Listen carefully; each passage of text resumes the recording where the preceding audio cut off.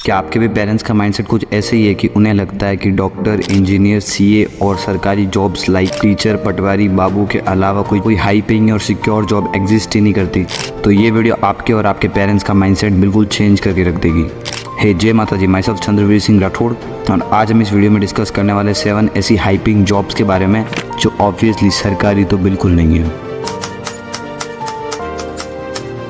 हर city के बाहर एक कचरे का ढेर होता है और हर उस ढेर में लाखों इलेक्ट्रॉनिक्स आइटम ऐसे ही फेंक दिए जाते हैं। अगर हमें वेस्ट मैनेजमेंट के बारे में जरा भी कुछ सीखना है तो हम चाइना से सीख सकते हैं। चाइना वेस्ट मैनेजमेंट में दुनिया में नंबर 1 पर आता है। साल 2018 में चाइना ने 100 मिलियन टन मेटल रिकवर किया था from waste, which worths in million. पुरानी बैटरीज, फोन जिन्हें हम ऐसे ही फेंक देते हैं उनमें मेटल होता है, और वायर्स के छोटे छोटे टुकड़े जिनमें कॉपर होता है, जिन्हें हम रिकवर करके रीयूज कर सकते हैं। ई वेस्ट रिकवरी एंड मैनेजमेंट अपने आप में एक बहुत बड़ा बिजनेस बन सकता है, जिससे एनवायरनमेंट को बचाने के साथ साथ अच्छा खासा प्रॉफिट भी जनरेट किया जा सकता है। बट वेट, हम इंडियंस की टिपिकल थिंकिंग क्या है? अरे हट, भंगार का काम थोड़ी करूंगा मैं। ब्रो, दैट्स नॉट भंगार, and if you think that was भंगार, दैट भंगार worth in million.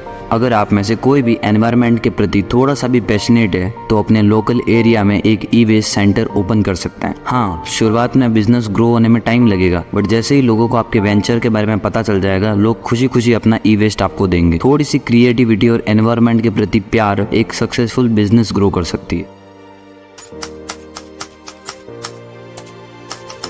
Many of us thinks that AI will take our job, but wait, that's not true. You will be not replaced by AI. You will be replaced by someone who knows how to use AI. India में AI से related कोई rules and regulations नहीं है, और आने वाले समय में सारे देश AI रिलेटेड लॉज बनाएंगे। आज से 10-12 दिन पहले एक न्यूज़ आई कि एप्पल ने MKBHD जैसे क्रिएटर्स का यूज किया अपने AI को ट्रेन करने के लिए, भी बिना उनके परमिशन और बिना उनको पे किए। अब इस केस में सही कौन और गलत कौन, ये डिसाइड करने के लिए हमें ऐसे लोगों की जरूरत होगी जो AI को भी जानते हैं और ह्यूमंस को भी, जो लॉज भी जानते हैं और टेक्नोलॉजी भी, and that's called AI ethicist,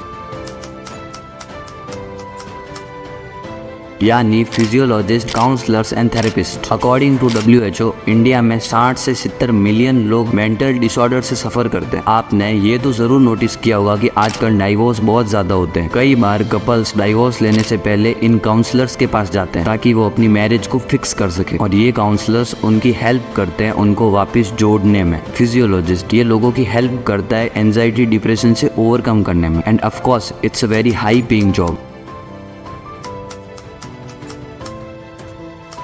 sports, ये सुन के दिमाग में क्या आया?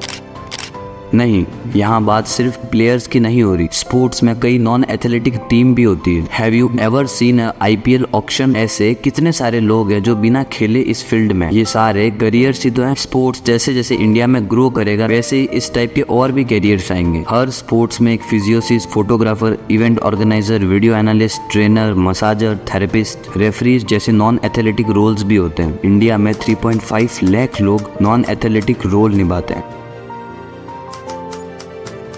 Nurses, according to report 2022, India में 15 करोड़ से भी ज़्यादा लोग 60 साल की एज से ऊपर है, और ये नंबर 2050 तक इससे डबल हो जाएगा। हमारे इंडिया में बूढ़े लोगों की मेंटेलिटी होती है कि हमें किसी पर बोझ नहीं बनना, और इस जनरेशन में बहुत से ऐसे लोग हैं जो अपने माँ बाप को अकेला छोड़ देते हैं। प्रोफेशनल केयर गिवर्स की डिमांड बढ़ने वाली है, जो ज़रूरतमंद एल्डर लोगों को एक कंपेनियन प्रोवाइड करेगा। नर्सेज, ये सुन के आपके दिमाग में क्या आता है कि अरे ये जॉब तो सिर्फ लड़कियां ही कर सकती है, but you are wrong. Male nurses भी होते हैं। इनफैक्ट इंडिया के नर्सेज दुनिया भर में अपने स्किल और डेडिकेशन के लिए जाने जाते हैं। नर्सेज आज भी भारत के नंबर 1 एक्सपोर्टर में से आते हैं, डॉक्टर और इंजीनियर से भी ज़्यादा। ऑस्ट्रेलिया जैसे देशों में आज भी नर्सेज की average salary 1 lakh Australian dollar है, तो आप कन्वर्ट कर सकते हैं कि वो इंडिया में कितनी होगी। हैकिंग, ये सुनते ही कुछ स्कैमर वाली फील आती है, राइट? पर मैं यहाँ चोरी वाली हैकिंग की नहीं, चोरी को प्रिवेंट करने वाली हैकिंग की बात कर रहा हूँ, जिसे हम एथिकल हैकिंग कहते हैं। एप्पल का नया OS जब लॉन्च होता है तो कई सारे एथिकल हैकर उनमें बग्स ढूंढते हैं और एप्पल को रिपोर्ट करते हैं, और इन बग्स को आइडेंटिफाई करने के लिए उन्हें मिलियंस ऑफ डॉलर्स मिलते हैं। ये रिपोर्ट देखिए, एप्पल ने $20 मिलियन बाउंटीज को पे किए just for reporting a bug. अगर हम इसे इंडियन रुपीज में कन्वर्ट करें तो 170 करोड़ रुपए होते हैं, जो सिर्फ एप्पल ने इन एथिकल हैकर्स को दिए बग्स ढूंढने के लिए। जैकी श्रॉफ, प्रीति जिंटा, नवाजुद्दीन सिद्दीकी जैसे सेलिब्रिटीज भी फार्मिंग करते हैं। क्यों? वेल, एक रीजन ये भी हो सकता है कि एग्रीकल्चरल इनकम टैक्स फ्री है, और एक रीजन ये भी हो सकता है कि आजकल बाजार में मिलने वाले फ्रूट्स और वेजिटेबल काफी पेस्टिसाइड्स और हार्मफुल होते हैं, इसलिए सेलिब्रिटीज खुद उगा के खाना पसंद करते हैं। फूड एक ऐसी रिक्वायरमेंट है जो कभी खत्म नहीं हो सकती। फार्मिंग को लोग पिछले जनरेशन की जॉब मानते हैं, पर एक्चुअली में ये ऑपोजिट है। हमें मॉडर्न और एजुकेटेड एग्रीकल्चरिस्ट की जरूरत है, बिकॉज हमारी टॉप सॉइल ऑलरेडी खत्म हो चुकी है just because harmful fertiliser. 3 idiots में हमने ये तो सुना है कि अगर प्यार किसी और से करोगे और शादी किसी और से तो जिंदगी भर पछताओगे। सेम यही चीज कैरियर में भी अप्लाई होती है। इंडिया में 1.4 बिलियन यूथ है, एंड ट्रस्ट मी, सरकार सबके लिए कुछ नहीं कर सकती, और यही सच है। हमें खुद के लिए सही अपॉर्चुनिटीज ढूंढनी होगी, and that's what I want to say in this video.